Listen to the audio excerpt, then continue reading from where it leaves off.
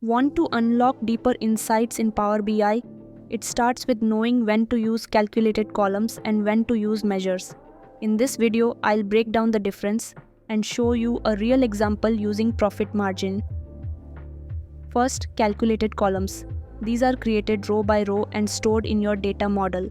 Think of them as extra columns added to your table. For example, if you want to calculate profit as sales minus cost for every row, you'd use a calculated column. Now, measures. Measures are dynamic. They calculate on the fly based on filters or visuals. So if you want to calculate the overall profit margin, total profit divided by total sales, that's a measure. It updates depending on what's selected in your report. Key difference: columns are static and row based. Measures are dynamic and context aware. Both are useful, but understanding when to use each helps you build smarter reports. Want to apply this with your own data? Watch the full walkthrough on Data Stories with Nirmala.